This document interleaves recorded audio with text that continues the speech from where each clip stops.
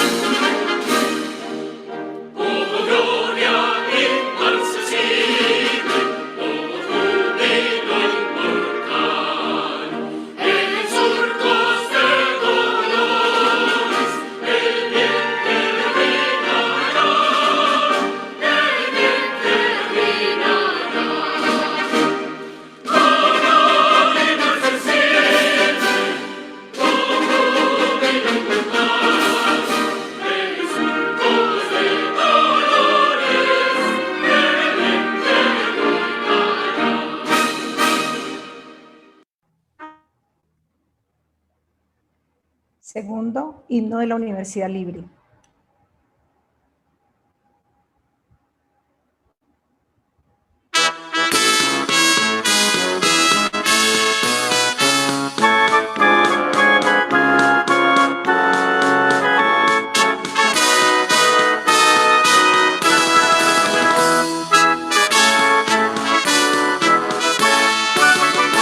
A la libre entonemos un himno, a la paz y al derecho a vivir, a la luz del heroico pasado, a la aurora que habrá de venir. Una sombra se suma a otra sombra, la respuesta jamás se hallará. Si la vida no anima la ciencia, si la ciencia en la vida no está, para el pueblo irredento y del pueblo, por el pueblo la revolución, con las aulas abiertas a todos, se construye la nueva nación, se construye la nueva nación.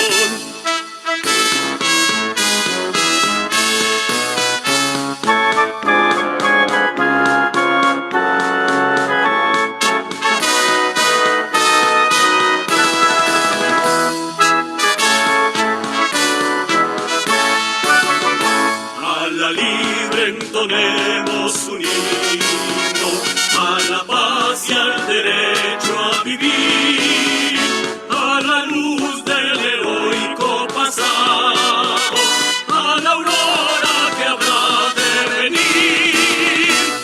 Una sombra se suma a otra sombra, la respuesta jamás se hallará.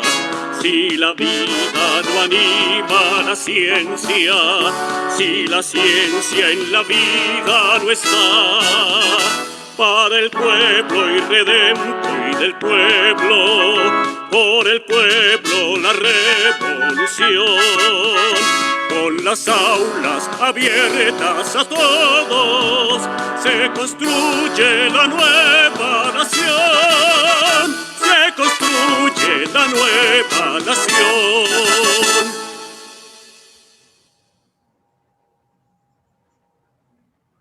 Vamos a dar inicio entonces a la instalación de este ciclo de conversatorios con la JEP, con las palabras y el saludo del presidente nacional de la Universidad Libre, el doctor Jorge Alarcón Niño.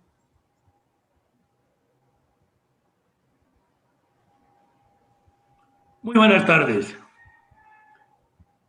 El 21 de noviembre de 1902, en el buque insignia norteamericano Wisconsin, el general Benjamín Herrera, quien funda la Universidad Libre 20 años después, actuando como comandante de las fuerzas liberales en el Cauca y Panamá, junto con el ministro de Gobierno Nicolás Perdomo, avalan el acuerdo firmado por los jefes conservadores Víctor Salazar y Alfredo Vázquez Cobo, celebrado con los líderes liberales Lucas Caballero y Eugenio Morales, poniéndosele punto final a la denominada Guerra de los 1000 días, iniciada el 17 de octubre de 1899.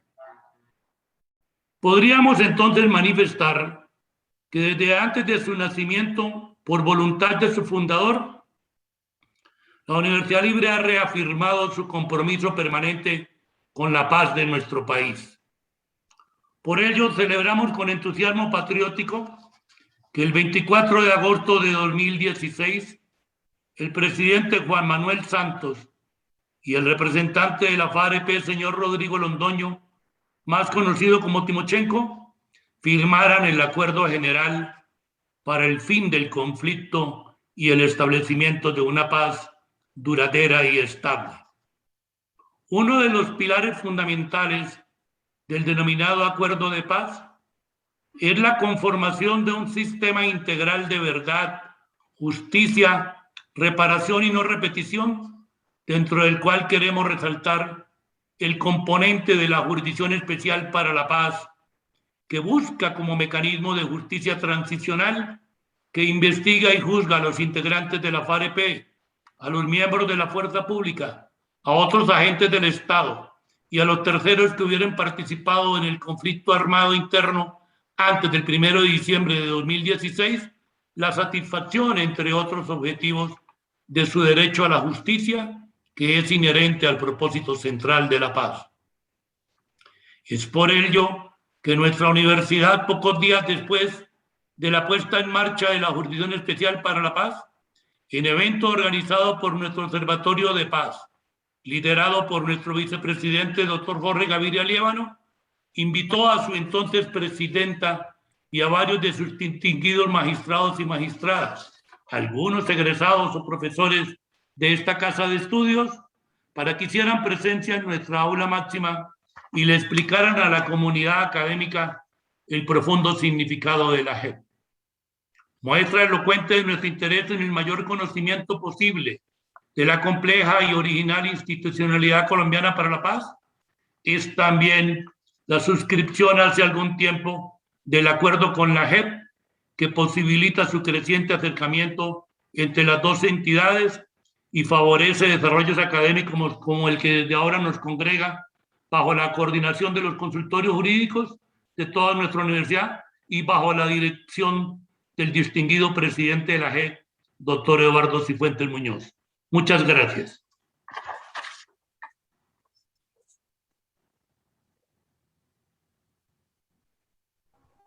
Muchas gracias, doctor Alarcón. Queremos hacerles algunas recomendaciones especiales a todas las personas que nos acompañan en sala, no sin antes agradecerles por su participación en este evento. Lo primero que queremos decirles es que vamos a tener, luego de la presentación del doctor Cifuentes, un espacio para preguntas, entonces los invitamos para que utilicen el chat de la sala. Todas las personas que están en la sala o que nos ven por la transmisión en redes sociales van a poder hacer uso del chat para transmitir sus preguntas por el chat de esta sala, como les digo que estamos en la sala de Zoom, y también por el chat de nuestras redes sociales. Van a poder ahí también hacer sus preguntas, las cuales serán transmitidas al doctor Cifuentes. Por otro lado, antes de finalizar el evento, también vamos a poner un link de una encuesta. Queremos saber, antes de finalizar el evento, cómo les pareció, qué opiniones les deja el mismo, y de pronto si quisieran tratar o ustedes quisieran tener algún tema en especial que se pudiera tratar entre la Universidad Libre y la JEP. Entonces vamos a tener esos dos momentos, el de las preguntas, reitero, y al final una evaluación del evento. Bueno, el doctor Cifuentes, el presidente de la JEP, es abogado de la Universidad de los Andes y desde enero del 2018 hace parte de la sección de apelación de la cual fue presidente. Ha sido magistrado y presidente de la Corte Constitucional en el periodo correspondiente desde 1991 hasta el año 2000 y como defensor del pueblo del año 2000 hasta el año 2003.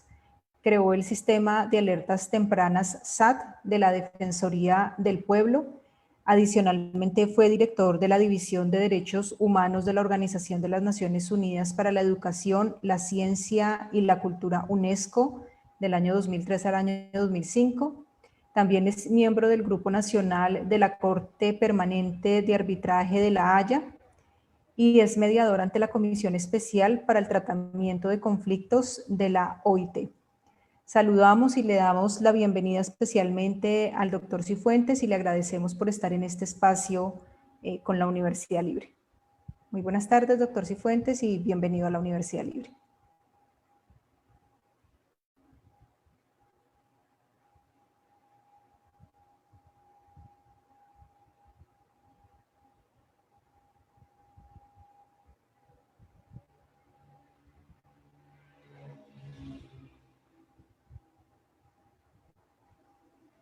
Doctor Cifuentes, buenas tardes.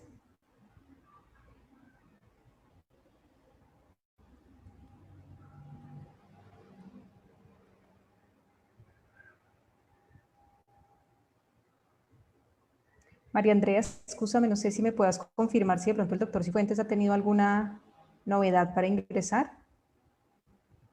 Está teniendo algunos problemas de conexión. Danos unos segunditos, por favor. Mil disculpas. Vale, muchas gracias.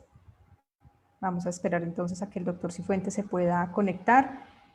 Como les decía, iniciando la transmisión, este ciclo de conversatorios que iniciamos esta tarde se desarrolla en alianza con los consultorios jurídicos y centros de conciliación de la Universidad Libre a nivel nacional. La Universidad Libre tiene presencia en las ciudades de Barranquilla, Bogotá, Cali, Cartagena, Cúcuta, Pereira y Socorro. Vamos a ir realizando cada uno de estos conversatorios, el primero del día de hoy que se ha denominado el papel de la JEP en la construcción de la paz. Luego vamos a tener un segundo conversatorio que se denomina Jurisdicción Especial para la Paz, Organización, Funciones y Marco Jurídico. Este se va a desarrollar el próximo 5 de agosto y este es organizado por la seccional Bogotá. Luego tendremos nuestro conversatorio número 3 que se denomina Las víctimas en el contexto del conflicto armado. Este va a ser el 26 de agosto y es organizado por la seccional Cali. Luego continuamos con el cuarto, que se denomina Una mirada a los sistemas de justicia transicional en el derecho comparado. Este va a ser el 16 de septiembre y es organizado por nuestra seccional de Cartagena. Continuamos con el número 5, que sería Justicia Transicional y Derecho Penal, el 16 de octubre y es organizado por la seccional Cúcuta. Luego vamos a tener uno el 11 de noviembre, que se denomina Justicia Transicional y Conflicto Armado en Colombia. Este lo organiza la seccional Socorro. Y terminaremos con el 25 de noviembre con nuestra seccional Pereira, que liderará el que se denomina la JEP, Casos Relevantes, Criterios y No es posible iniciar Metodologías. video, ok, dice. Listo, ya nos acompaña el doctor Cifuentes. Doctor Cifuentes, muy buenas tardes. Buenos días, buenas tardes, ¿cómo está? Muy bien, doctor, muchas gracias. ¿Me están Lo viendo? podemos No es oír. posible iniciar video. Dice, ¿qué hacemos? Ya, doctor. Alfonso, por favor, me verifica si el doctor Cifuentes le das las calidades de coanfitrión, por favor, para que pueda encender su cámara. Correcto, Viviana. Serías tan amable, me dejas otra vez como hosting porque cuando salió redes, automáticamente quedaste tú. Ah, ok, ya mismo, entonces. Entonces le prenden la cámara. Sí, un minutico. Pero los documentos... Ya, doctor, ya le vamos a dar los permisos para que pueda prender su cámara. En otro correo mándemelo porque en ese que mandó todo, ahí entré. A ver si de pronto... Ya, doctor, no, tranquilo, no se mueva de esta sala, aquí ya le vamos a habilitar la cámara. Listo, Alfonso, ya puedes Aquí hacerlo. no se ve en este, no se Ya ve. tiene atributos, doctor Cifuentes. Listo. ¿Ya? Doctor, ya puede encender su cámara, sí, señor. Ya la veo entonces, a ver si lo entiendo. Es que, Adriana, no veo el documento. Mándemelo otra vez, solo documento, no con todo, porque... A ver si... Le mandé el documento. Mm.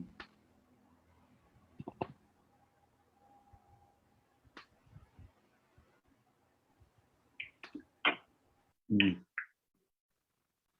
A ver, ¿dónde estoy? Safari. No. Zoom, a ver, Zoom. Aquí a ver si estoy. ¿Ya me ven? Sí, doctor, se había activado su cámara, pero se volvió a desactivar, pero sí lo alcanzamos a ver. Aquí ya otra vez la activé. Sí, señor, ya. Ahora sí lo vemos perfecto, doctor, y lo vimos igualmente muy bien. Nuevamente, doctor, darle la bienvenida y el agradecimiento por acompañarnos en este espacio. No, con el mayor gusto. Listo, doctor. Entonces, la audiencia es toda suya. Un segundito. El documento. Un segundo. Le llegó y lo tiene en carpeta impreso también. Sí, pero es que no se ve. Un segundito, un minuto que estoy con ajustes técnicos. Es que estoy por fuera de la JEP, entonces, pues... No se preocupe, doctor. Un minutico. ¿Lo recibió No, no, sí, pero no se descarga el documento. Entonces, un minutico, estoy abriendo un documento acá. ¿Me están viendo o no? Sí, doctor, lo estamos viendo y escuchando muy bien. Bueno, espere un minutico, arreglo estas cosas que salí de la JEP y estoy en la casa y aquí no tenía los documentos. Entonces...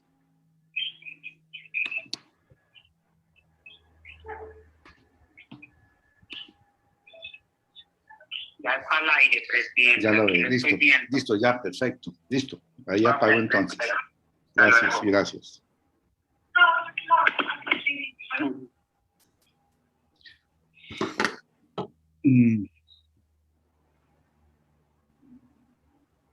¿Me ven bien? Doctor, está como en contraluz, entonces se ve Me volteo para las sombras, sí, señor. A ver.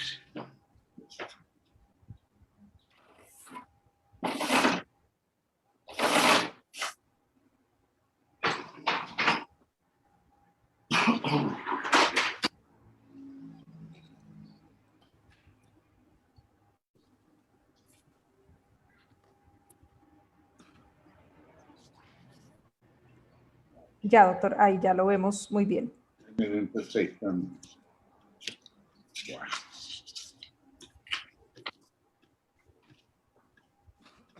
Buenas tardes. Muy buenas tardes, doctor. Bienvenido.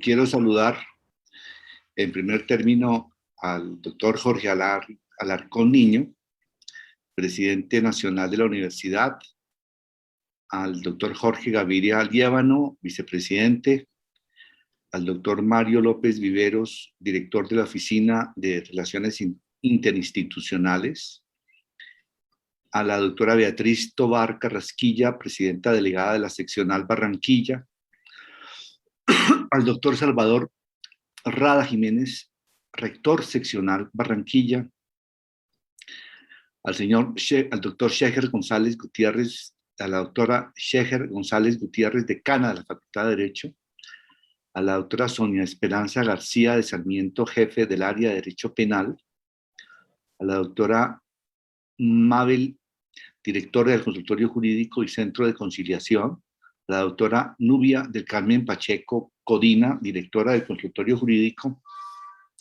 y Centro de Conciliación de Barranquilla, al doctor Alay Freja Calao, director de la Maestría de Derecho Penal y jefe del área. Es para mí como presidente, de la Jurisdicción Especial para la Paz, un verdadero placer y un honor también dar la apertura a este ciclo de conferencias y de colaboración entre la universidad y la Jurisdicción Especial para la Paz. Varios magistrados y magistradas de diferentes salas y secciones de la jurisdicción y del Tribunal para la Paz van a participar en estas conversaciones que son de doble vía, son interactivas y van a tratar temas específicos de la jurisdicción. La misión mía en este momento es la de darle una apertura y por eso agradezco que la universidad tan prestigiosa como esta sea la anfitriona de estas conversaciones que se extienden a profesores, profesoras y a los estudiantes. Se me ha pedido que me refiera básicamente al papel, a la contribución de la JEP al logro de la paz, a cómo se accede a la justicia que ofrece la JEP por los sectores más vulnerables y cuál es el papel de la verdad en el tránsito de un estado violento a un estado en paz. Estos temas de esta conversación quisiera ponerlos en dos perspectivas. Y yo creo que la universidad tiene una posición muy destacada para cumplir ambas funciones. Una es la perspectiva de la ciudadanía activa. Y la segunda ya es el tratamiento de la justicia transicional como nueva disciplina jurídica. El primer punto convoca a todo ciudadano, a toda ciudadana, tiene que ver con la construcción de nación, tiene que ver con la relación de esta jurisdicción con el proceso de paz, con su desarrollo, su cumplimiento efectivo o la frustración del proceso de paz, y cómo eso repercute en la sociedad política, donde las universidades tienen una posición muy destacada, donde las universidades son foros abiertos y deben imprimirle un sentido y una orientación clara a la ciudadanía para que se apropie de la jurisdicción como uno de los mecanismos de implementación del proceso de paz. El segundo ya tiene relación con una nueva área de las disciplinas jurídicas que se alimenta a su turno de muchas fuentes y de otras disciplinas, y también en este orden de ideas es la universidad, es la universidad libre la que tiene una ventaja muy grande, porque podría ser el diálogo interdisciplinario entre el derecho constitucional, el derecho internacional, el derecho penal internacional, y desarrollar desde el punto de vista dogmático esta nueva disciplina que tiene tantas facetas y que apenas entramos a colonizar. De ahí la importancia, de otro lado, de que la Universidad Libre se una y asuma el liderazgo en esta nueva dogmática. Voy a lo primero porque los dos aspectos están íntimamente relacionados. Perdón, cierro una puerta.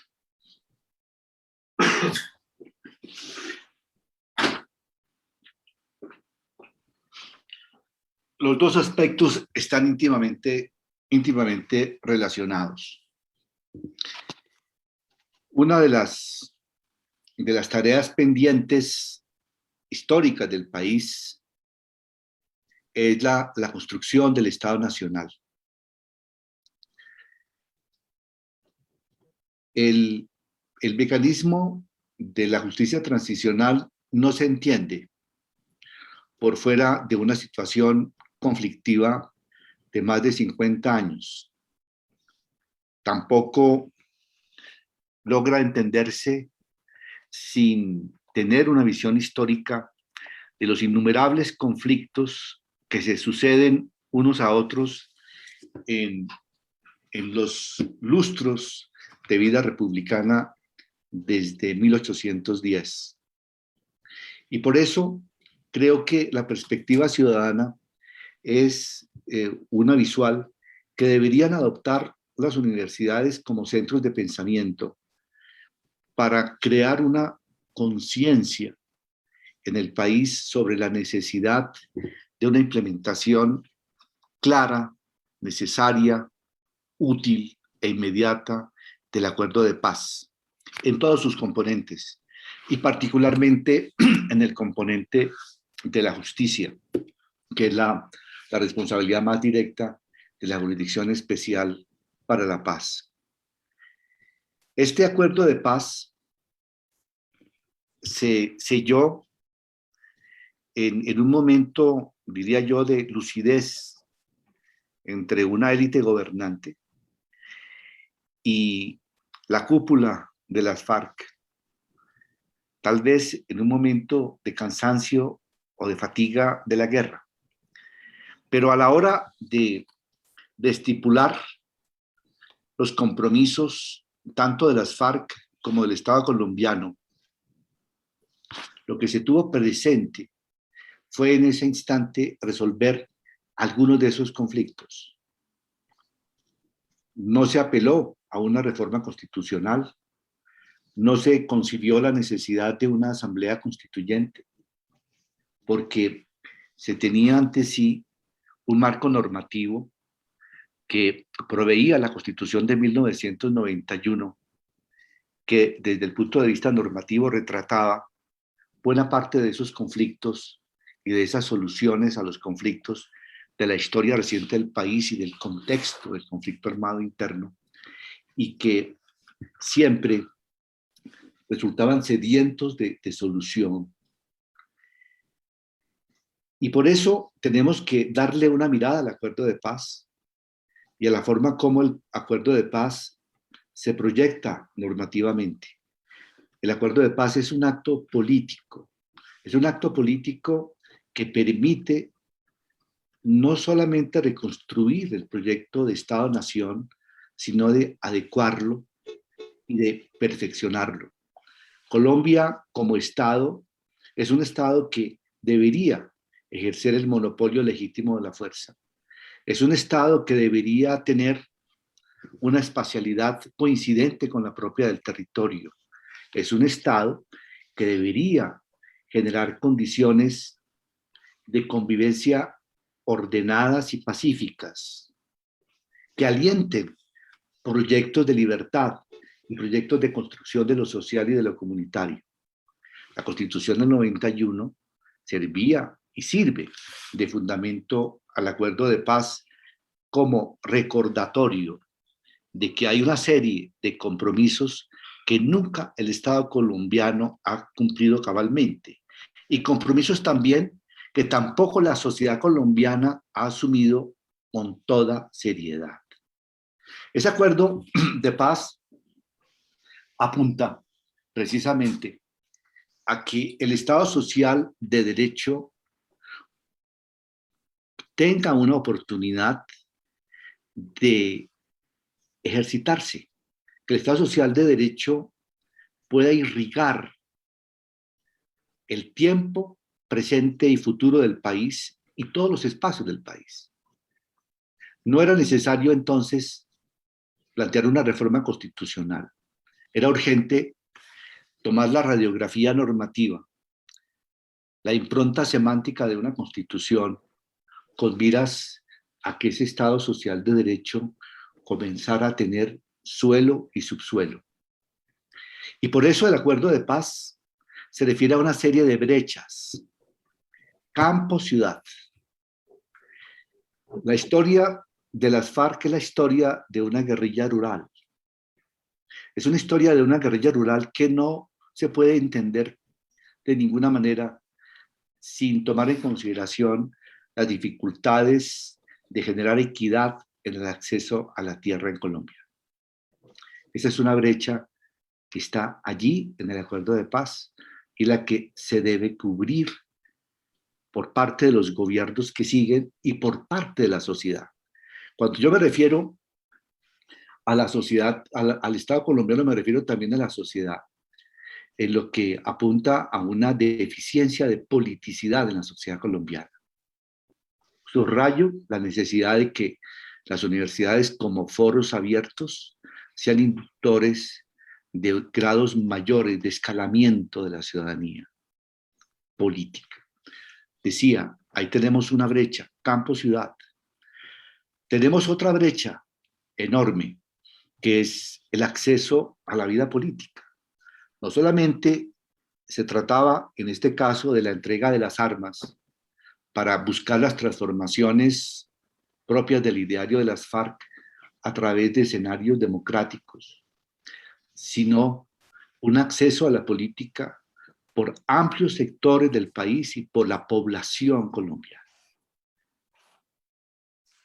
La gubernamentalidad colombiana, entendida esta en sentido filosófico político, es una gubernamentalidad que no está adosada a una participación activa de ciudadanía.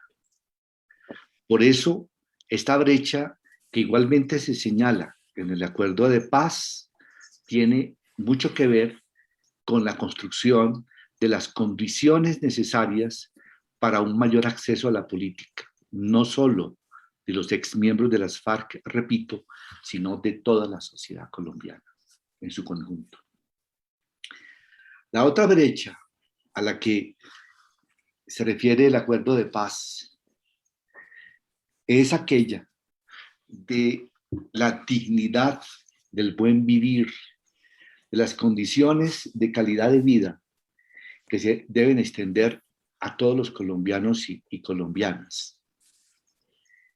La insistencia en políticas públicas sobre derechos económicos, sociales y culturales es la forma para poder cimentar esfuerzos dirigidos a recortar esa brecha.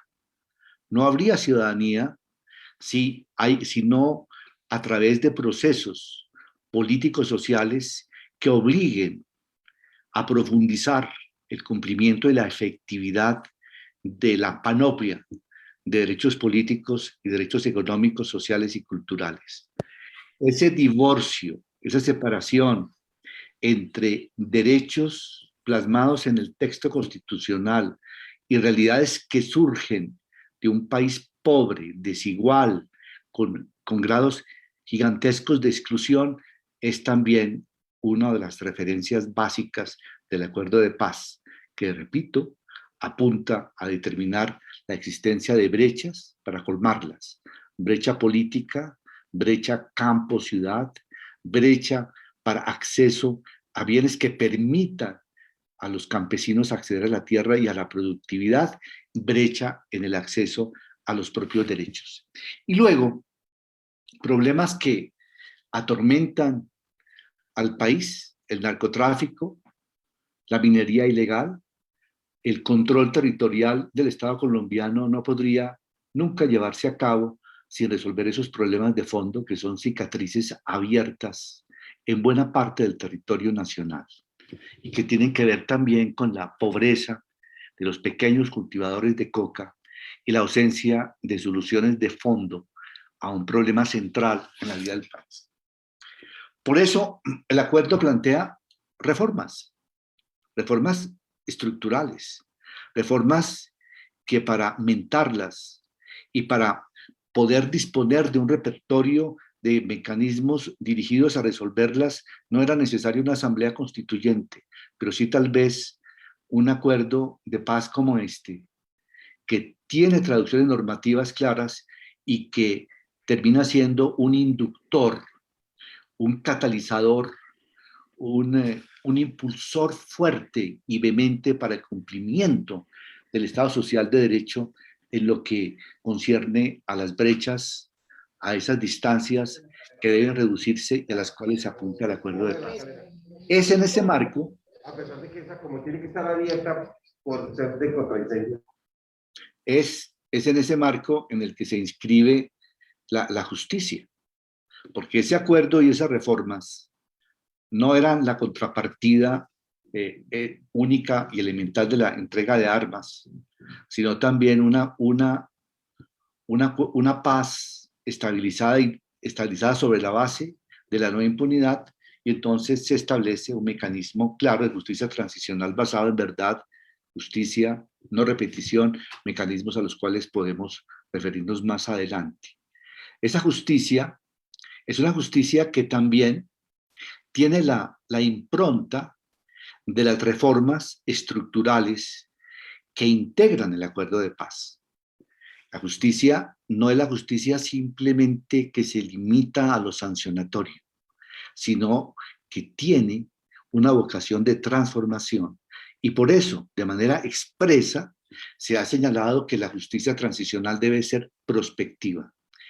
Los jueces de la jurisdicción, el día de mañana, cuando dicten sus diferentes sentencias, donde se establecen quiénes son los máximos responsables de los peores crímenes y las atrocidades cometidas en el conflicto, han debido, según estas normas, haber verificado cuál era la situación de las víctimas con antelación a la perpetración de esos crímenes, cuál su condición y su contexto socioeconómico y de todo orden, y particularmente de vulnerabilidad, cuando se cometieron y se consumaron esos hechos y esas conductas.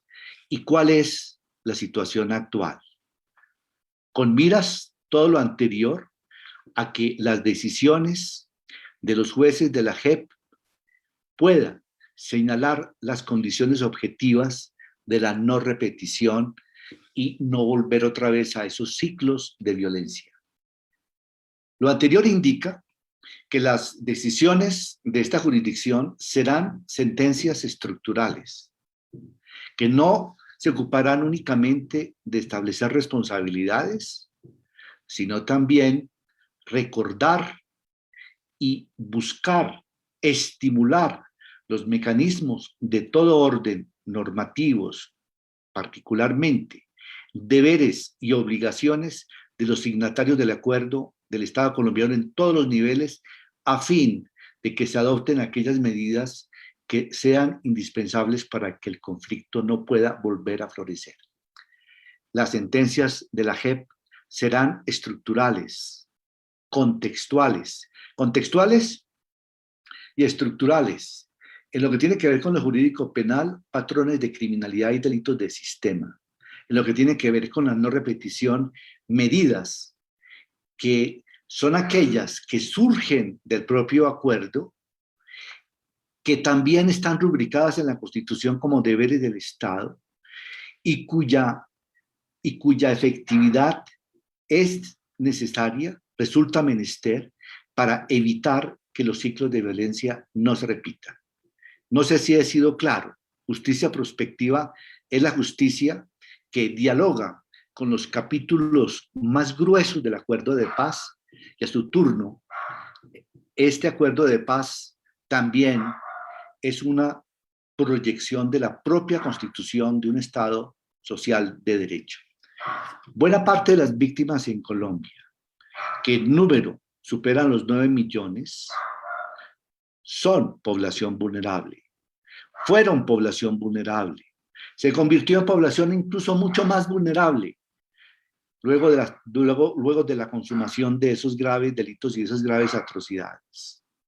Y si no se adoptan las medidas propias del acuerdo de paz, de nada vale que la jurisdicción haga un señalamiento de los máximos responsables. Pero espere que ahora es que cuando fue a empezar. Establezca las sanciones correspondientes, ya sean sanciones restaurativas o privativas de la libertad. Con eso no se contribuye a una paz estable y duradera, porque la repetición de los ciclos de violencia estará allí contemplándonos. Con esto quiero cerrar esta primera parte de la exposición, donde quiero simplemente indicar que las universidades, y en este caso la Universidad Libre, tiene una oportunidad y tiene un desafío que puede ser conjugado a través de sus diferentes facultades, pero en particular por su ascendencia a la población colombiana, tanto urbana como rural, con el objeto de avivar una ciudadanía que, al apropiarse del acuerdo de paz, tenga presente que el acuerdo de paz es un escalón para poder darle cumplimiento a la constitución política. Yo creo que constitución política más acuerdo de paz corresponden en este momento al estatuto fundamental del Estado colombiano, pero hay una necesidad de que la ciudadanía se apropie del mismo y que haga del cumplimiento del acuerdo de paz la ocasión más propicia para poder satisfacer esas condiciones básicas sin las cuales solamente desde el punto de vista retórico podemos decir que estamos gobernados por una constitución que ha logrado con fortuna captar las exigencias, las demandas, los derechos y los deberes que le son propios a la dignidad humana. Aparte de esa proyección como ciudadanía activa, como politización de la ciudadanía a las diferentes audiencias, ya podemos entrar a ver cuáles son los elementos que tal vez nos deben también permitir visualizar una nueva disciplina.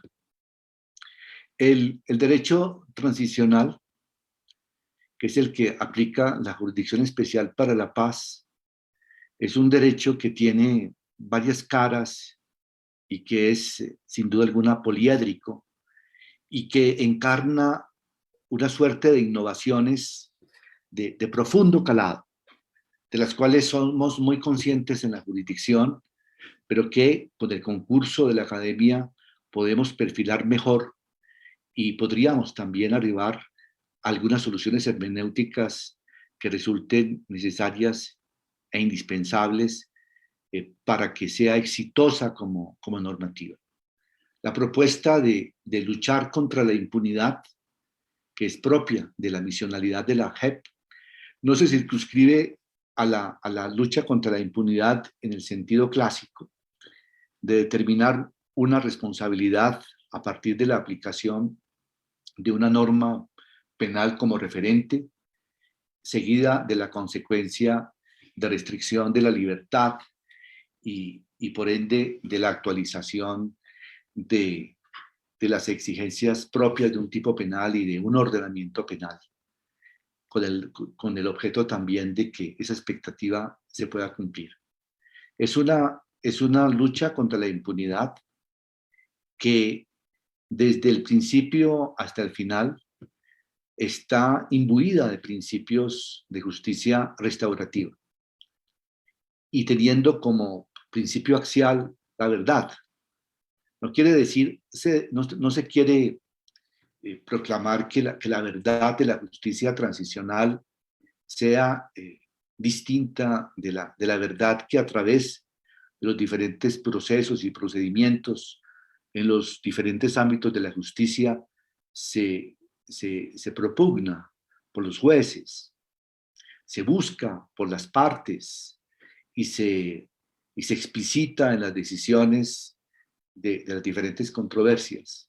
Es una verdad que entiende que como verdad no debe ser anulada por la realidad de los hechos, por la realidad del contexto, por lo que fue el conflicto, por lo que las personas sintieron, por las ausencias de autoridad que se dieron o por los excesos de fuerza que se cometieron.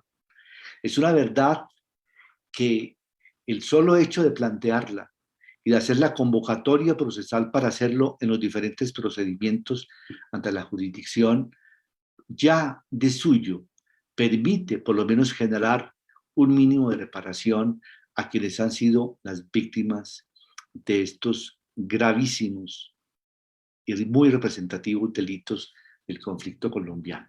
Allí está la verdad. Verdad que solamente surge a partir de la puesta en marcha de un instrumento dialógico. Y esto no es muy propio de otras jurisdicciones, donde el juez por lo general se coloca en una posición de supremacía, suprapartes, donde a través de una suerte de posición mística aspira a aplicar a los hechos y a las pruebas el derecho y por esa vía generar paz social o por lo menos componer litigios y controversias. Aquí este diálogo, este instrumento dialógico que impulsa la JEP a través de sus salas y de sus diferentes secciones, es un proceso dialógico más de carácter deliberativo,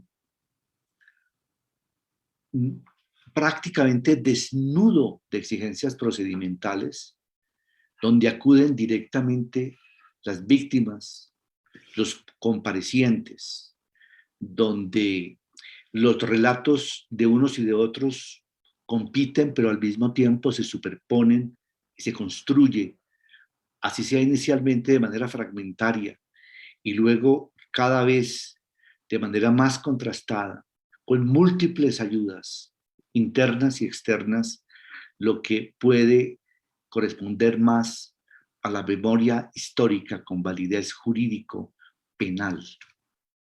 Ese solo instrumento de diálogo ya es una innovación.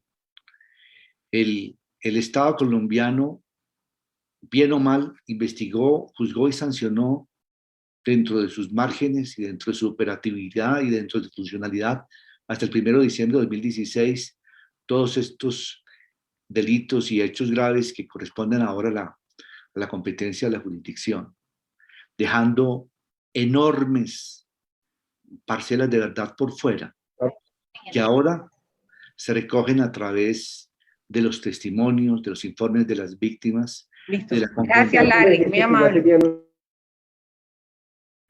Y de la confrontación directa con los perpetradores. Entonces, no es un diálogo cualquiera, es un diálogo calificado, pero es un diálogo que tiene elementos jurídicos, elementos psicosociales, que está muy permeado por la historia, que igualmente está abierto a la visión de expertos, que recibe insumos de todo orden, de todo aquello que efectivamente haya sido objeto de recopilación y donde no hay tarifas probatorias, donde el momento más importante es aquel momento en el que pueda lograr darse una visión plausible y verosímil de lo ocurrido, pero que al hacerlo además permite descargar también culpas, permite también movilizar emociones,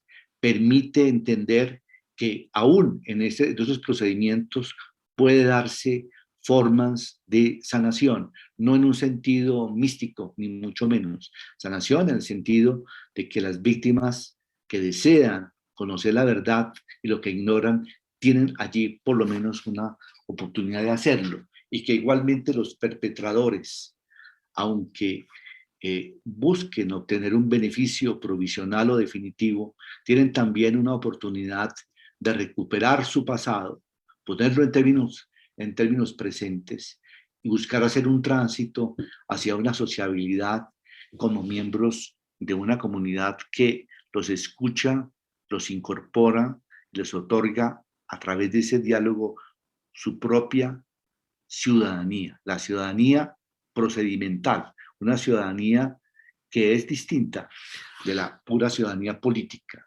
porque son parte también de este juego de memoria del Estado colombiano. Entonces decía, este derecho es poliédrico en ese sentido, pero también es un derecho clásico. Si esa fase no adversarial, donde el diálogo, donde el aporte exhaustivo de verdad, donde la asunción de responsabilidad por el propio sujeto perpetrador, donde los aportes de las víctimas, si no permite eso, generar una base suficiente de verdad para también, a partir de ella, canalizar sanciones restaurativas, que son las previstas en las normas transicionales, se pasa también con base en el mismo régimen normativo a un procedimiento ya clásico de carácter más retributivo y donde le corresponde a la unidad de investigación y de acusación de la Jurisdicción Especial para la Paz tratar y buscar de destruir la presunción de inocencia de quienes comparecen a ese procedimiento, que también, en todo caso, no es enteramente clásico, pues aún antes de que se profiera la sentencia puede darse la posibilidad de que sea el aporte de verdad y la asunción de la propia responsabilidad la forma de determinación, porque esa es la ocasión de toda la justicia transicional. Vemos pues cómo el Estado colombiano, a diferencia de los otros procedimientos, en este caso no coloca la jurisdicción en una posición preeminente, sino que tiende a horizontalizarla para que sea el instrumento más poderoso de captura de verdad y para que genere posibilidades de reconciliación, posibilidades de consenso en torno a los mismos hechos y multiplique posibilidades restaurativas. Y que sean las víctimas, más bien, las que tengan una función particularmente protagónica en el procedimiento. No simplemente para buscar una indemnización, no simplemente para aportar una prueba, sino para ser el dominus en el procedimiento transicional. Es pues, una justicia que tiene ese elemento donde operan exigencias y demandas al procedimiento que no existían en el pasado ni que se pueden visualizar también en otros procedimientos propios del derecho penal clásico. También esta jurisdicción tiene la particularidad, así como combina estos mecanismos innovadores de justicia no adversarial con la justicia más de carácter retributivo y punitiva, si se quiere. Tiene también otros elementos importantes en lo que concierne a la sanción. Si la sanción es la que surge del procedimiento no adversarial, es una sanción que no es la típica consecuencia prevista con antelación por el ordenamiento, sino que por lo menos las actividades de contenido reparador son aquellas que también se establecen a partir de ese diálogo. Y esto obliga al Estado colombiano a pensar otra vez en términos del acuerdo de paz, generando oportunidades políticas públicas y proyectos donde puedan insertarse los trabajos y actividades de contenido reparador de perpetradores que asumen la vía de la justicia no adversarial, pero que también generan posibilidades de reparación para las propias víctimas. Y esto lleva a que se pueda generar en Colombia unos procedimientos de justicia retributiva material de los cuales no se tienen antecedentes en el mundo. En este aspecto, creemos que uno de los aportes de la universidad, tanto a nivel nacional como a nivel local, es la de también articular fórmulas de solución y fórmulas de acercamiento de víctimas y de perpetradores en el escenario propio de la justicia no adversarial, porque vamos a ver cómo si los proyectos, si esas actividades de manera proporcional y razonable sirven a la reparación, por esa vía estamos nosotros dándole una oportunidad de socialización muy importante a los perpetradores convertidos en ciudadanos activos, e igualmente una oportunidad de sanación a las víctimas y de reparación a las víctimas.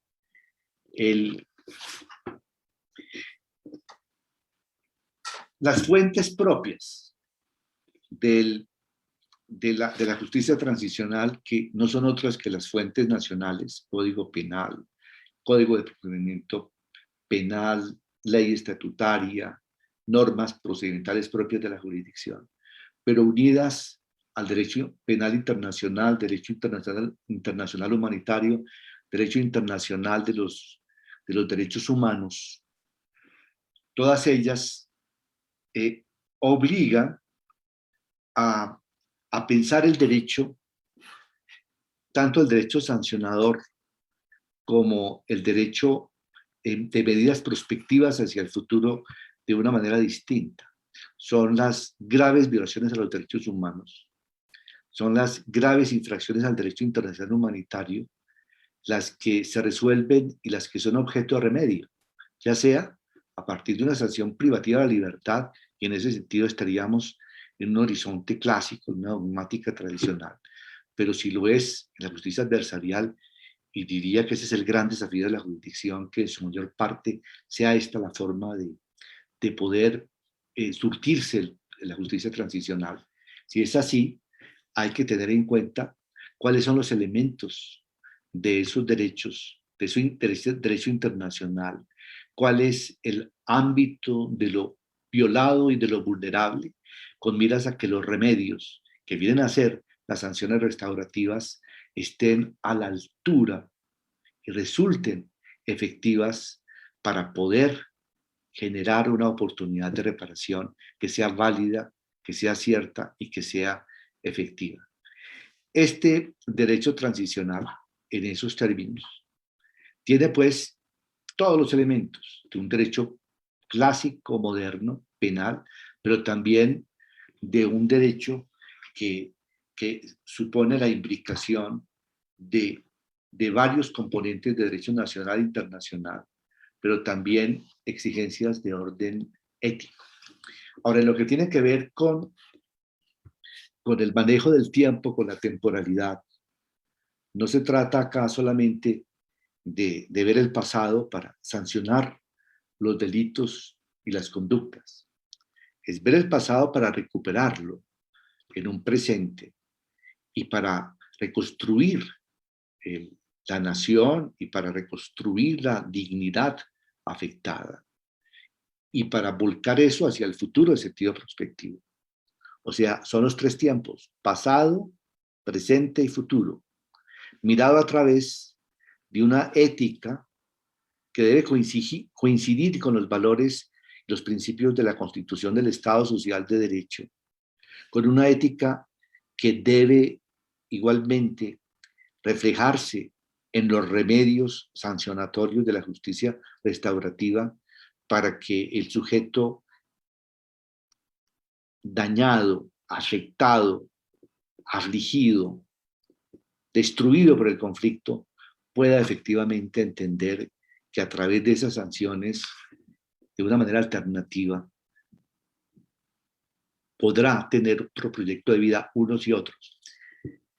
Estas son apenas unos bocetos, unos pincelazos, digamos, muy gruesos de lo que es una justicia transicional, que no se puede comprender aisladamente del cumplimiento de los capítulos centrales del acuerdo de paz, y que no se puede entender si no logramos jurídicamente unir, integrar de manera armoniosa todas las demandas, tanto del derecho internacional público como del derecho interno, pero contextualizado en un conflicto armado interno y buscando los remedios para que los perpetradores hagan su tránsito a esta sociedad en paz y al mismo tiempo las víctimas puedan entender que su dignidad es una dignidad asegurada a través de esas sanciones reparadoras, pero también aseguradas en cuanto que sus entornos de vida no serán fuentes de vulneración futura. El apoyo de la universidad, de sus profesores, resultará básico para que este proyecto, que es de ciudadanía, pero que también es de una disciplina muy exigente, en la que converge lo internacional y lo interno, el daño y los contextos, pueda desarrollarse. Estamos seguros que el aporte de la Universidad Libre, de sus profesores, va a ofrecernos nutrientes muy estimulantes en nuestra tarea jurisdiccional. Muchas gracias.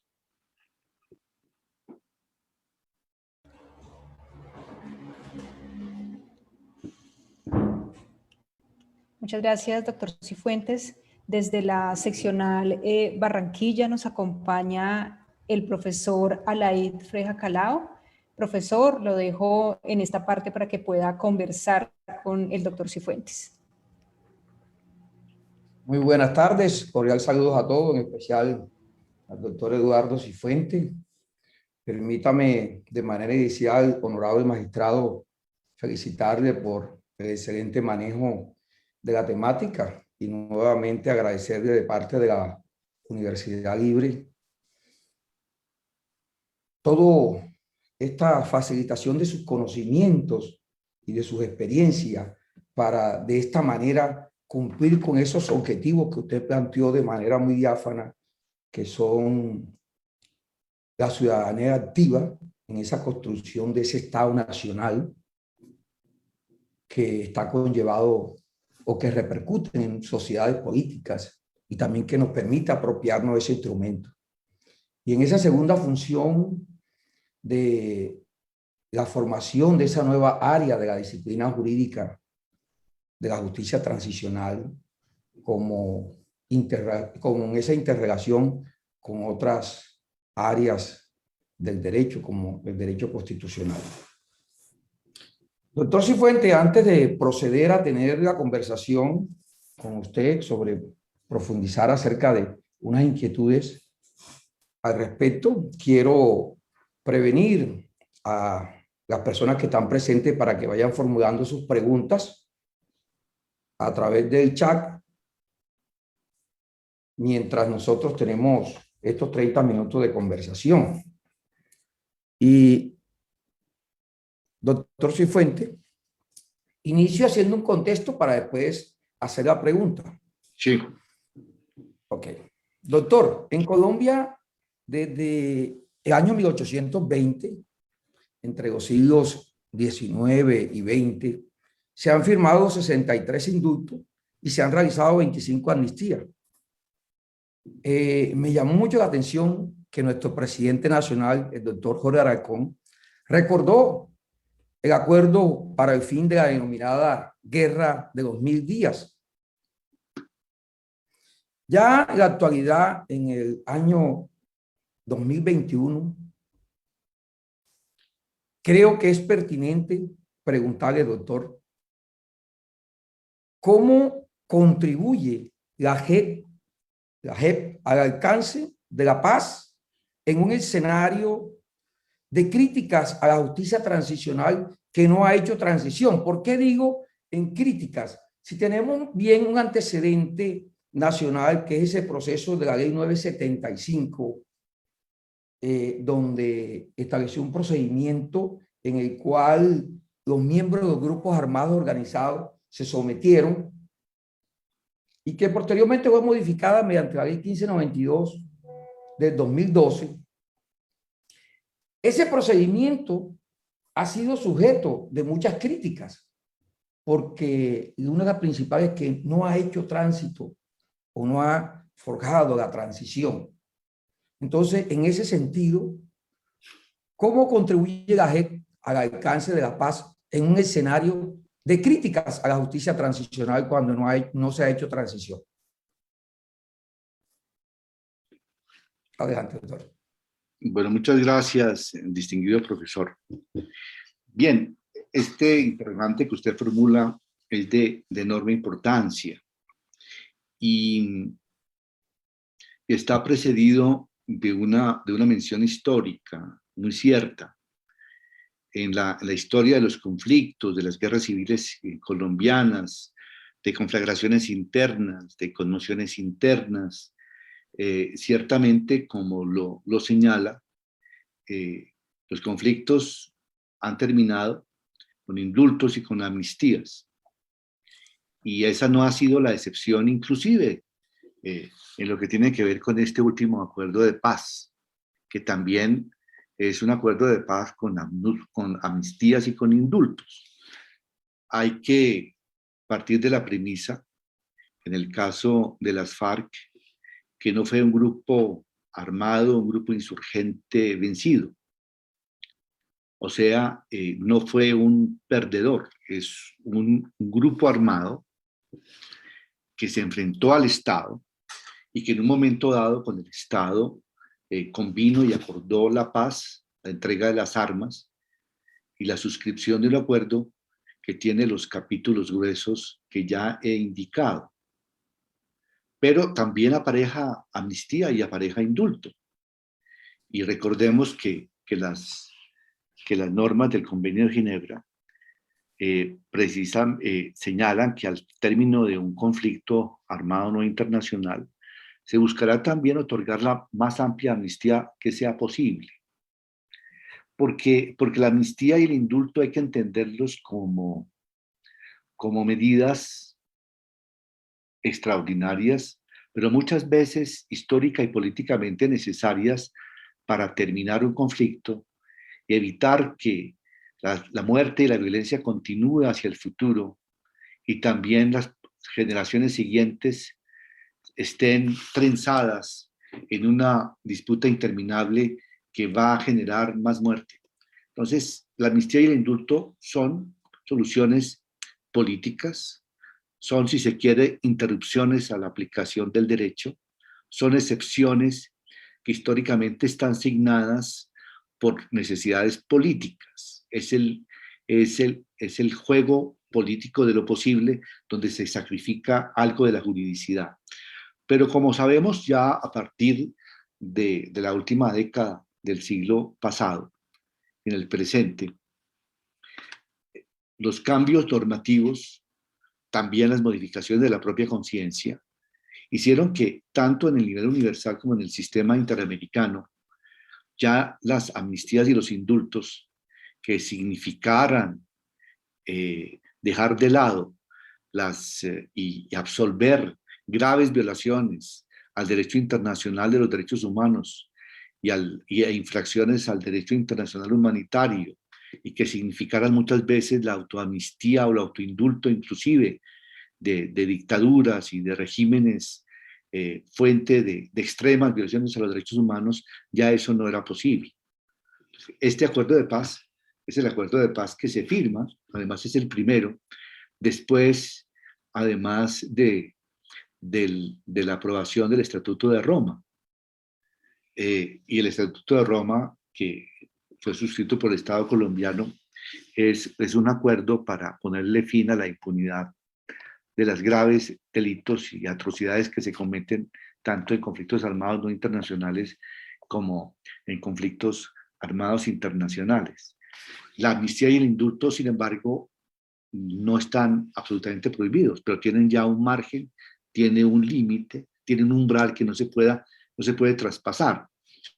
Por eso en Colombia se concedió amnistía, en este caso, para delitos políticos y conexos. Se determinó la lista de lo que podría ser amnistiable y lo que no es amnistiable, y efectivamente los crímenes de guerra y otros delitos que están precisamente establecidos en la normativa colombiana no pueden ser objeto de amnistía y indulto.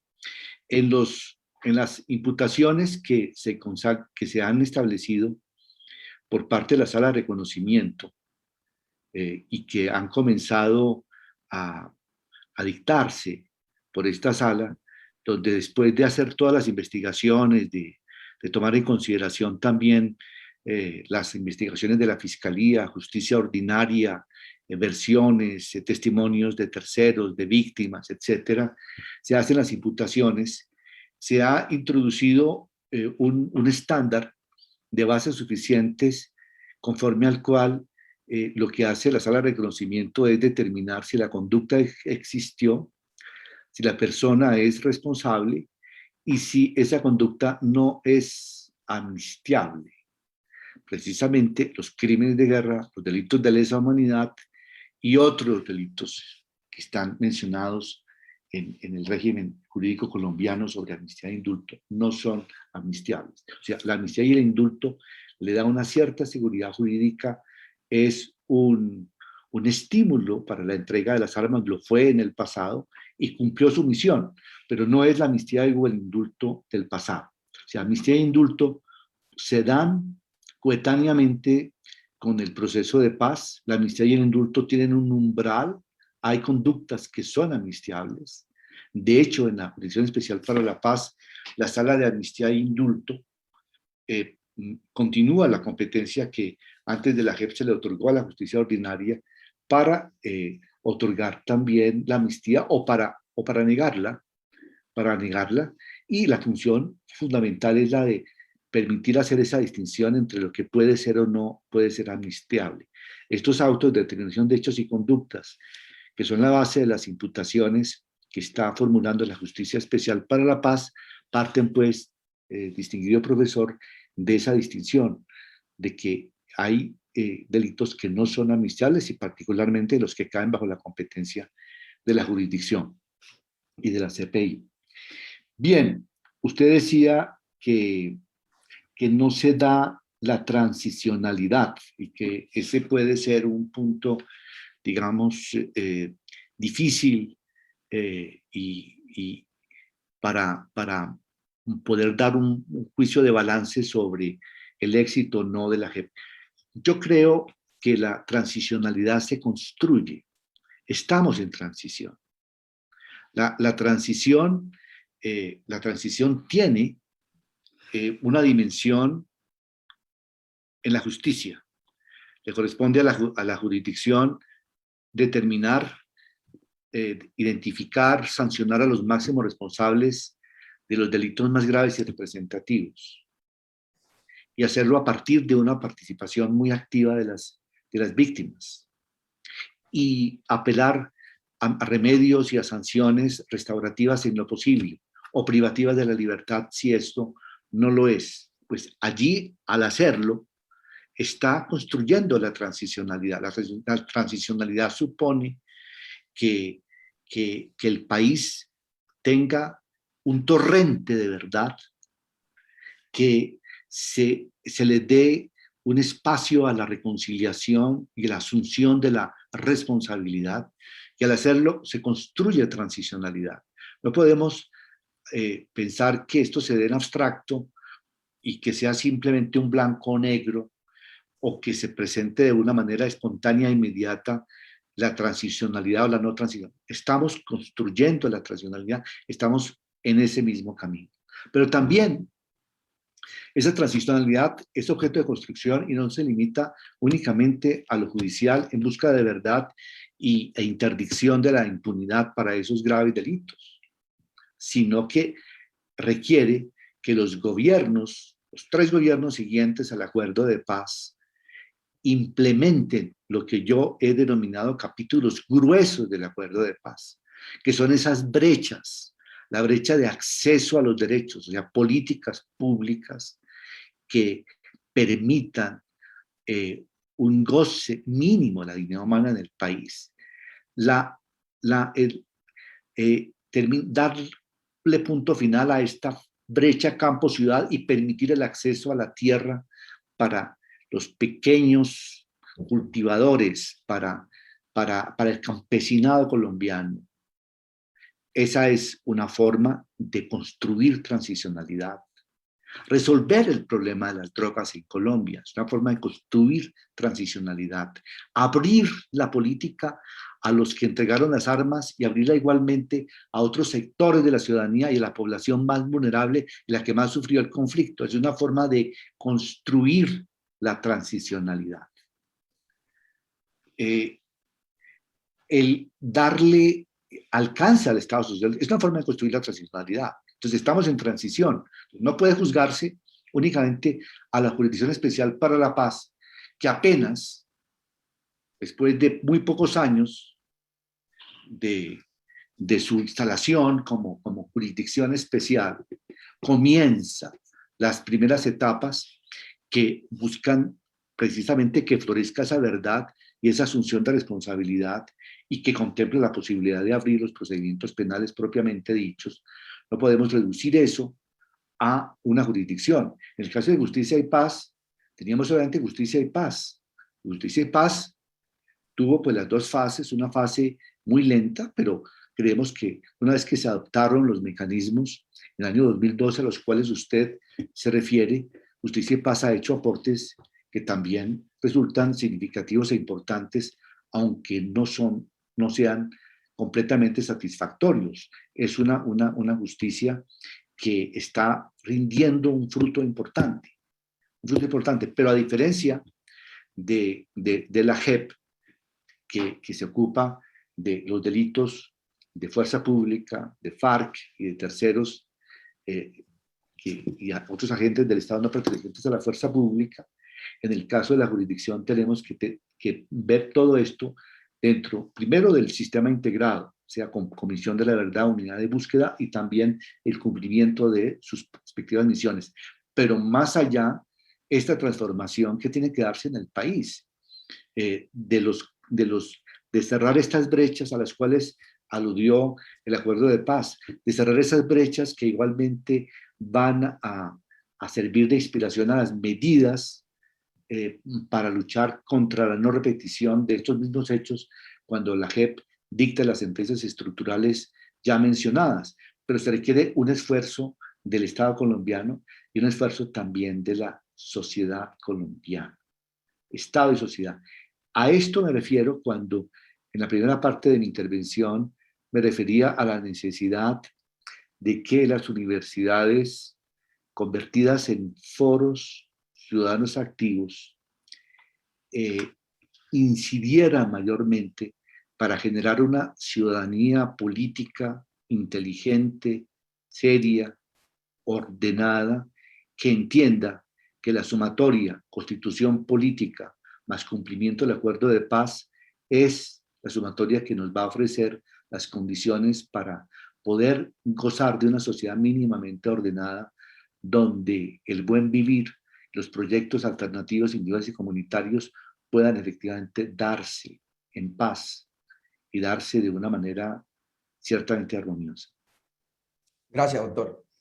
Doctor, siguiendo con esta principal función de este conversatorio del papel de la construcción de la paz y más específicamente en eso muy importante, la construcción del Estado Nacional y haciendo estas labores pedagógicas, hay un punto en los cuales se han recibido las mayores críticas y que son dirigidos prácticamente a aquel ciudadano común. Tal vez los que hemos tenido oportunidad de estudiar la justicia transicional lo entendemos, pero aquellas personas del común, aquel ciudadano, por ejemplo, lo que tiene que ver con el tema que usted tocó, y quiero que sea profundo porque debemos aprovechar este espacio para eso, teóricamente en el tema de la pena. teóricamente se debate el tema de fines y funciones de la pena, ¿no? Entonces, la legislación penal considera, en su artículo 4, el Código Penal habla de las funciones de la pena y ahí encontramos la retribución, la prevención general, la prevención especial. Pero se sabe lo que sucede a las personas, sabemos lo que sucede en las instituciones carcelarias, ¿no? Todas que están superpobladas. Entonces, en un escenario de justicia transicional, las sanciones a imponer por parte de la JEP, se anuncian cosas distintas. Usted lo mencionó, es una sanción muy distinta, no es retributiva. Entonces, es como para poder ahondar cómo una persona del común hace comprensible que el sistema integral especial hace énfasis en medidas restaurativas y reparadoras. ¿Y cómo se pretende alcanzar justicia con esas medidas reparadoras y no retributivas? Que digo que las personas a veces les inquieta, que dicen, no, van a llegar a una sanción que no es desde el punto de vista retributivo. Estamos acostumbrados a mirar que pena solamente para nosotros o sanción solamente es aquello que infringe un deudor. Todavía nos quedamos allá en ese esquema de la escuela clásica. Entonces hay que aprovechar este escenario, doctor, para sacar a las personas que están frente a ese concepto errado de la justicia transicional respecto a la pena.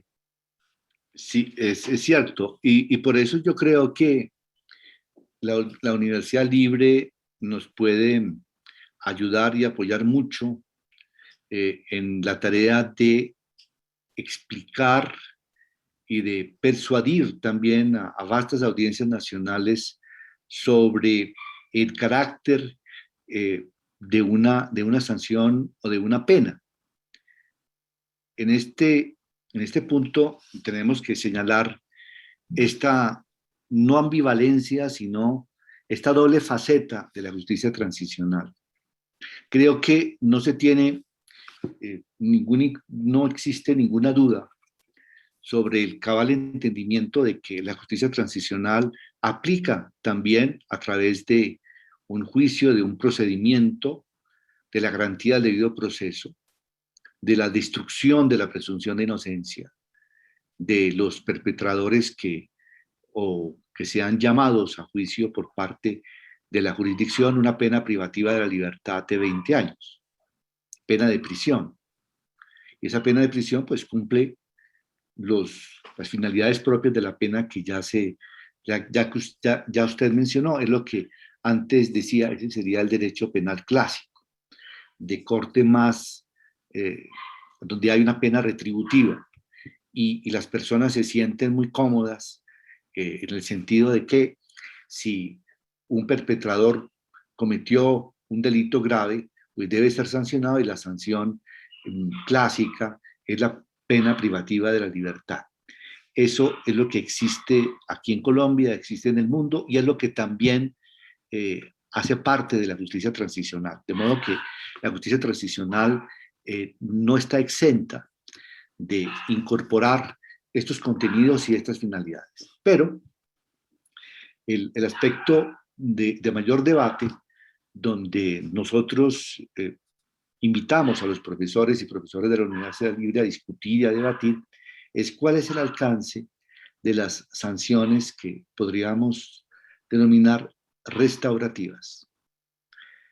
Si hacemos una simple análisis de esta sanción, hay que concluir primero que es una sanción, en el sentido de que es una consecuencia que impone el juez, que está contemplada en la ley, en caso de que el infractor efectivamente se acredite como tal en el procedimiento, se asuma como tal por el juez y resulte condenado. O sea, tiene el carácter de sanción.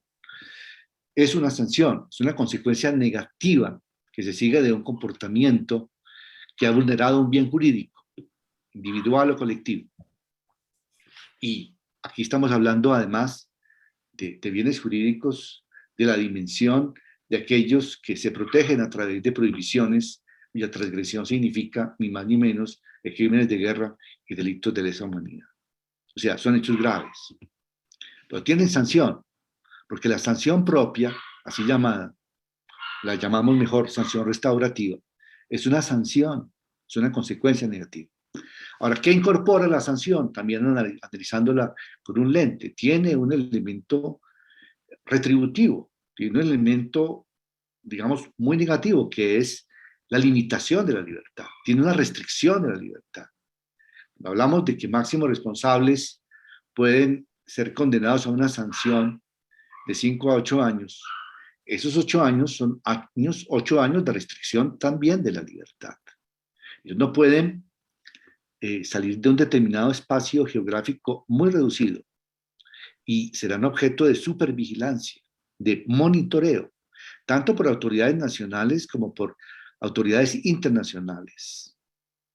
El Consejo de Seguridad recientemente ha ratificado la disponibilidad, y también lo ha aceptado el Estado colombiano, de que esa sanción, ese componente sea efectiva, o sea, resulte efectivamente restringido en su libertad de movimiento, en su libertad de residencia.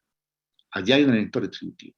Pero hay un elemento reparador, y este es el que más juega con la justicia restaurativa, que sí no es nueva, ni siquiera en los códigos colombianos, pero sí es nueva en el sentido de que la justicia transicional es medular, es central, la justicia restaurativa. Esa justicia restaurativa supone este diálogo al cual ya hacía mención anteriormente, donde hay que establecer cuál es la mejor forma de reparar a las víctimas a partir de un procedimiento en el cual se ha dicho toda la verdad y se ha asumido responsabilidad. Y este es un punto que tal vez es muy distinto del procedimiento penal clásico con la sanción únicamente retributiva. Y es que este es un procedimiento sin mayores formas, donde la verdad tiene que aparecer desde el principio. De lo contrario, la jurisdicción no va a aplicar sanción propia, donde el perpetrador de un crimen grave que ha generado tanto daño individual, tanto daño social, comunitario, universal, es un delito de lesa humanidad, tiene que decir toda su verdad. Pero además de decir toda su verdad y de asumir toda su responsabilidad, lo cual no es muy propio de un juicio penal clásico, donde el perpetrador o el presunto perpetrador está munido y soportado en su presunción de inocencia. Aquí no. Aquí ya hay un camino en el que ha tenido que revelar, inclusive contra sus propios instintos, frente a las víctimas, frente a toda la sociedad, lo que ha hecho y cómo lo ha hecho y por qué lo ha hecho. Entonces tiene ya un aporte de verdad y responsabilidad muy importante. Pero además de eso, en lugar de estar en una celda privado de libertad, está en la sociedad, está en un territorio, está frente a las víctimas y a sus familias, trabajando, vinculándose a proyectos que están todos dirigidos a satisfacer los intereses de las víctimas. Esto es inédito. Esta es la parte inédita. Si lo pensamos en otros términos, para un juez clásico, penal clásico, puede dictar la medida, la sanción y simplemente aplica la sanción, hace la dosimetría correspondiente y ya el régimen carcelario penitenciario se encarga. Esa es función del Ejecutivo, crear las cárceles. Aquí no tenemos cárcel, lo que tenemos es un complejo restaurativo, un complejo de proyectos sociales, de proyectos económicos, de proyectos culturales, de proyectos de reconstrucción de memoria, de proyectos de reconciliación, donde las víctimas tienen que ser consultadas e intervienen a fondo. Si esto se da, y todavía no se ha impuesto la primera medida restaurativa, Si esto se da, pues no es un ejercicio de venganza individual ni de venganza social, es un ejercicio de unción, de sanación del tejido social roto.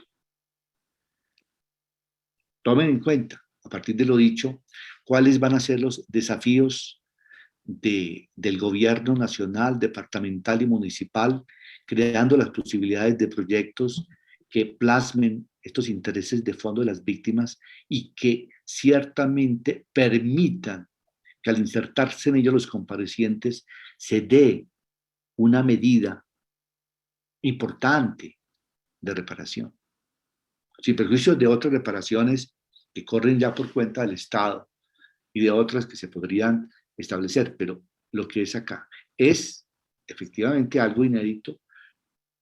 Sabemos muy bien las dificultades de comprensión, pero tenemos que entender que estamos en Colombia innovando y que puede ser esta una vía muy importante que se abre también al propio derecho penal clásico. La cárcel como tal no es una garantía de no reincidencia. La cárcel como tal no es una garantía de que los lazos sociales, después de que se purga la pena, pueden estar en un estado de salud suficientes para garantizar una sociedad activa, unida. Entonces, este es un punto sobre el cual podemos discutir largamente, pero Colombia se hace cargo de esa innovación y creemos que va a ser un experimento de orden social muy importante. Doctor, ya para terminar, su última pregunta, habida cuenta que el tiempo se nos termina, no podía dejar pasar esta pregunta que tiene que ver con la actualidad. Pero la voy a contextualizar en el sentido, partiendo de aquella obra de Manuel Kant, escrita en 1795, La paz perpetua, donde se advierte sobre la impertinencia frente a la paz de los ejércitos, ¿no?, permanentes, que según ahí el artículo 3 de esa obra, los ejércitos deben desaparecer por completo, porque los países tienen guerra, considera él, porque existen los ejércitos permanentes. Entonces, en Colombia, en nuestro medio, hay la existencia de ejércitos irregulares en el conflicto armado, ¿no?, que han negociado sus desmovilizaciones. Y del acto 01 del 2012, por primera vez, nuestro Estado reconoció que sus agentes cometieron crímenes en el conflicto armado. Y precisamente lo digo en la actualidad porque esta mañana la JEP imputó a 15 agentes del Estado, militares pertenecientes al batallón La Popa con jurisdicción en el Cesar. Le imputó 55 conductas punibles, si no hierro en ese sentido. Entonces, en ese sentido, mi pregunta va, ¿puede esto en algo contribuir al deseo de la paz con la desaparición de los ejércitos regulares en Colombia, como una verdadera apuesta a la paz? Bueno, distinguido profesor, desde el punto de vista de una utopía, y yo creo que debemos siempre estar marcados por el horizonte de una utopía, yo votaría por eso, tanto en Colombia como en el mundo, en el sentido de que, digamos, no sea necesario un ejército. Sin embargo, pues es una utopía porque históricamente va a ser necesario un ejército y una policía. El monopolio de la fuerza legítima en cabeza del Estado es una necesidad indispensable para la construcción de un Estado y de un Estado nacional. Los vacíos de Estado, que yo llamo vacíos de estatalidad, están en primera medida determinados porque el Estado deja un territorio a otras fuerzas, y eso significa que buena parte de la población más vulnerable tiene que sucumbir bajo el arbitrio de los señores de la guerra, quienes dispongan de coacción, de modo que en términos realistas hay que contar con un ejército, hay que contar con una policía, pero se entiende que es un ejército y es una policía que maneja un recurso social que es la fuerza y cuya utilización debe ser siempre legítima en un Estado de Derecho, en un Estado social de derecho con mayor razón, en un Estado de Derecho gobernado por el derecho internacional humanitario también, y por ende debe tener siempre un objetivo legítimo, y los recursos de todo orden, los recursos de fuerza, los recursos de inteligencia, los recursos de logística, deben siempre respetar a la persona humana y respetar los derechos y ser la base de la garantía de los derechos. Cuando en cambio eso no ocurre, pues estamos frente a una disfuncionalidad, frente a una patología, frente a una subversión de lo que debe ser un ejército, lo que debe ser una policía. Decía que estamos en transición. En transición Como Costa Rica, doctor, ¿no? Costa Rica, sí, que no tiene ejército. exactamente. En transición quiere decir que debemos desde ahora transformar las instituciones también. O sea, este conflicto supuso un grupo armado, supuso un ejército y una policía, y supuso que hubo una confrontación, y en la confrontación hubo excesos de unos y de otros, y ahora, ¿qué es lo que se reclama? Ahora lo que se reclama, digamos, en un porvenir utópico sería lo que usted señala, pero en el presente y en el futuro sería también transformaciones, esto de la verdad, estos autos de determinación de hechos y conductas, le aclaro, esta mañana fueron 126 crímenes que se imputaron, delitos de lesa humanidad y asesinatos de personas que se pasaron por bajas legítimas de combate sin serlo, por combates simulados, por una adulteración, un falseamiento, una perversión de los procedimientos propios establecidos en la doctrina militar colombiana y demás, por aparatos organizados de poder, como dice el auto, recién tras el reconocimiento enquistados en el batallón La Popa y también en la zona de Catatumbo. Les decía, lo que se busca también es generar las transformaciones. Por eso es que hay que tener ciudadanía activa que no solamente piense que esto de la justicia transicional es solamente lo de la JEP, sino que es más que la JEP y tenemos que caminar en un sendero de transformaciones que le sirven a Colombia, le sirven al ejército, le sirven a la policía, a la universidad, le sirven. Estas reformas, estas transformaciones son necesarias. Tenemos un tiempo, no solamente de ejercicio competencial a cargo de la jurisdicción, que tiene que establecer máximos responsables de los crímenes más atroces, pero es un espacio también transicional para modificar y cambiar instituciones en Colombia, pero también es una oportunidad para ser mejores ciudadanos y para participar activamente en lo público, en lo político, entendiendo por lo político la búsqueda del bien común. Muchas gracias, honorable magistrado. Muchas gracias, profesor, y a todos ustedes. Repito, ha sido para mí un honor dirigirme a profesores y estudiantes, y estamos seguros que estas futuras conversaciones van a ser muy fértiles en ideas y en iniciativas que le van a servir a la justicia transicional, a las víctimas y, por qué no decirlo, también a los perpetradores que aceptan la jurisdicción y que aceptan asumir responsabilidad y decir verdad. Así será, así debe ser, doctor. Estaremos en eso, con ese compromiso social que tenemos como docentes. Muchas gracias y hasta luego.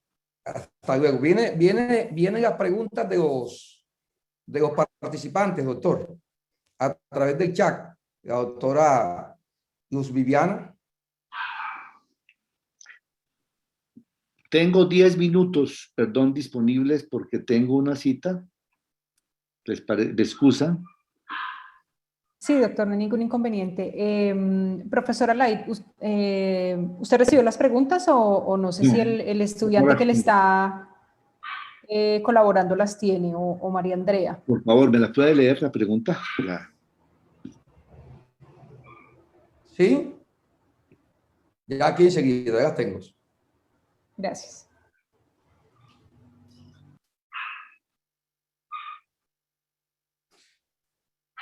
Doctor, le voy a trasladar, le voy a leer las preguntas. Sí, por favor.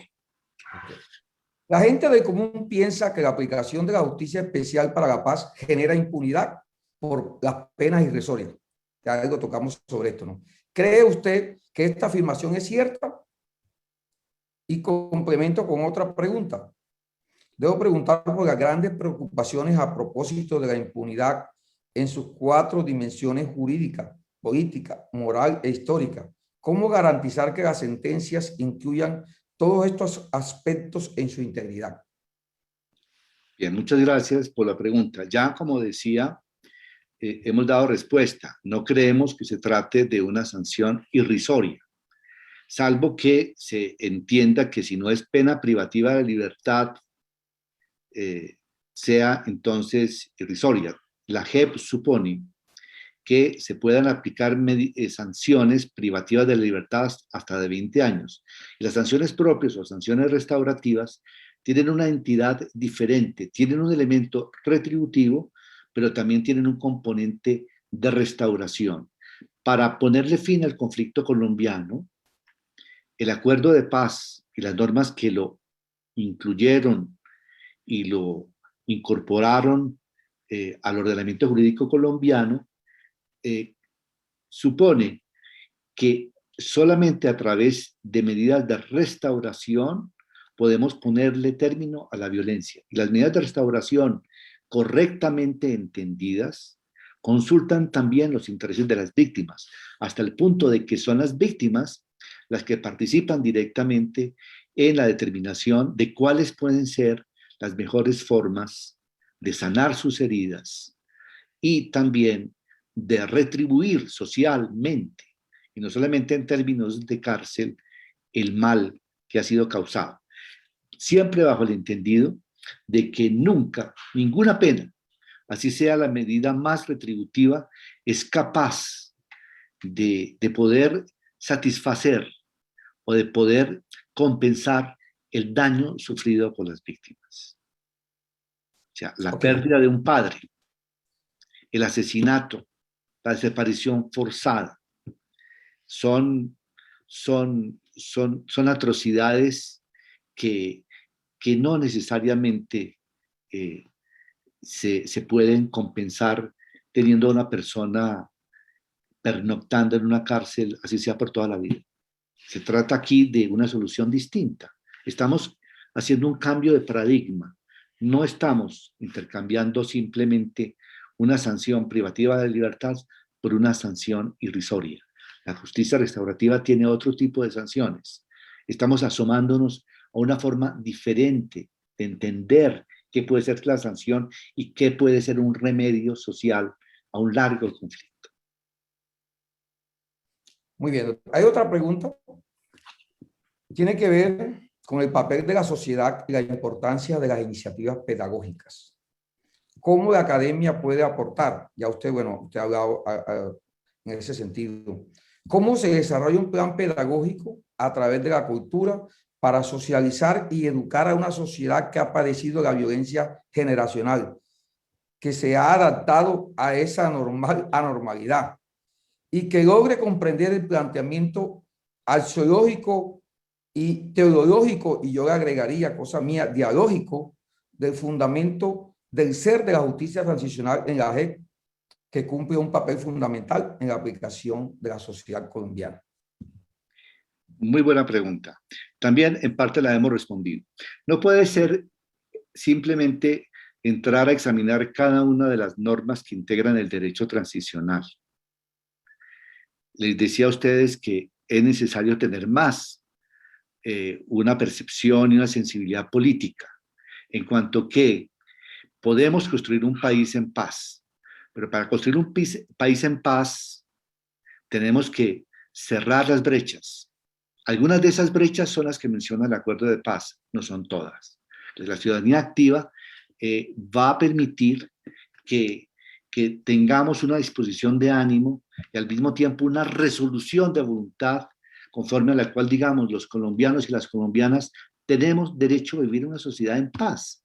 Tenemos que entonces ponerle término a estas exclusiones y debemos incorporar estos cambios de orden social, económico, político. No se trata digámoslo así, de una revolución copernicana. Se trata de las bases de una sociedad mínimamente ordenada. Entonces, los proyectos pedagógicos van en esa misma dirección.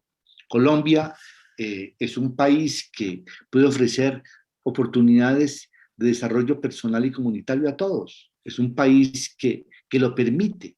Entonces, tenemos que operar sobre las políticas públicas, y las políticas públicas deben operar sobre los derechos económicos, sociales y culturales, sobre la participación, el acceso a la participación pública, el acceso a la educación, el acceso al trabajo en condiciones dignas. Estamos hablando de la constitución política, del Estado social de derecho.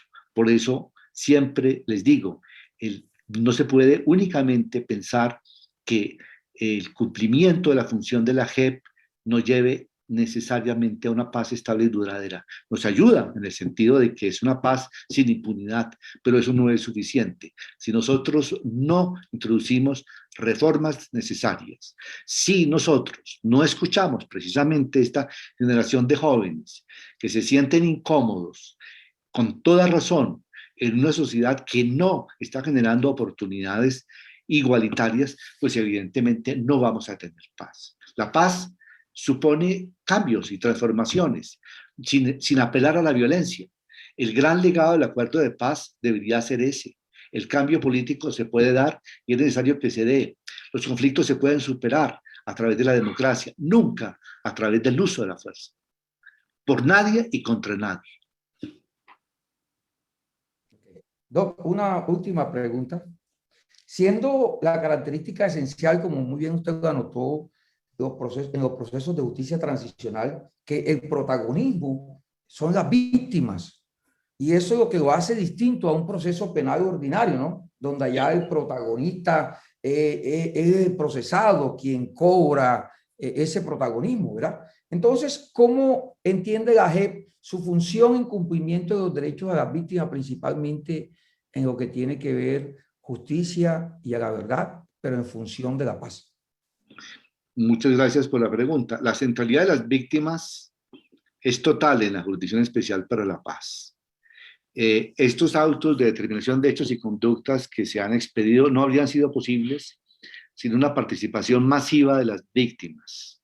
Las víctimas presentan informes, han presentado más de 300 informes, suficientemente claros, precisos, con ubicación geográfica, con determinación de los daños sufridos, con elementos de conocimiento de los que no se disponía en el pasado por la justicia ordinaria. También participan en todas las etapas de los procedimientos, incorporan lo que se ha denominado demandas de verdad, hacen observaciones a las declaraciones y a las versiones de los comparecientes, proponen las propias medidas sancionatorias, solicitan la priorización de casos y de situaciones, y al mismo tiempo, a través de un manual vivo que hemos implementado en la jurisdicción, se han incorporado las mejores prácticas nacionales o internacionales para la participación de las víctimas. Este es un punto novedoso. A diferencia del derecho penal clásico y de la práctica penal que está siempre, obviamente, guiada por normas procedimentales, en el caso de la jurisdicción tenemos normas procesales, pero para las víctimas se ha creado un manual donde ellas participan, manual que incorpora todas las mejores prácticas para maximizar las prácticas víctimas que al mismo tiempo también se ven desde la perspectiva étnica, desde la perspectiva de género, desde la perspectiva de la diversidad sexual, desde la perspectiva económica, desde todo punto de vista, para poder entender también los daños diferenciados. De modo que esta es una diferencia cuantitativa y cualitativa respecto al proceso penal ordinario, y es también un punto donde la universidad podría hacer aportes sustantivos, y es cómo hacemos para que en estos procedimientos que giran en torno de delitos de sistema podamos aportar el mayor número de relatos de víctimas y que ello sea significativo para determinar responsables e igualmente sanciones y remedios. Bueno, doctor, me despido con una esperanza en el logro de esa transición y el alcance de la paz. Y gracias. Muchas gracias. Muchas gracias, distinguido profesor, estudiantes, y estaremos nosotros dialogando con ustedes.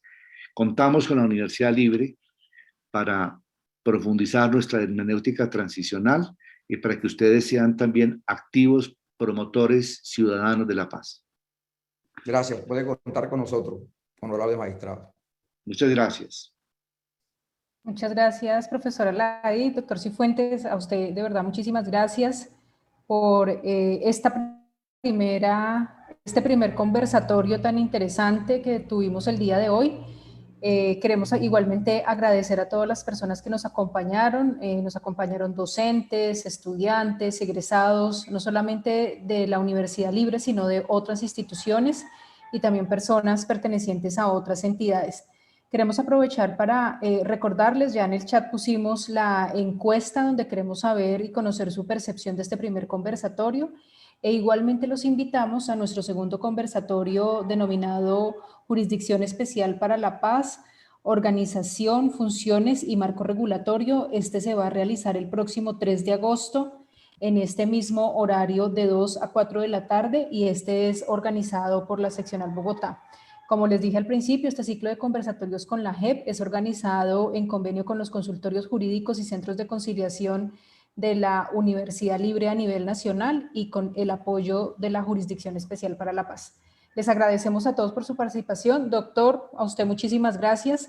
A todas las personas de la JEP también que nos acompañaron en esta organización. Muchas gracias a todos los asistentes. Que tengan una muy buena tarde. Hasta luego y gracias.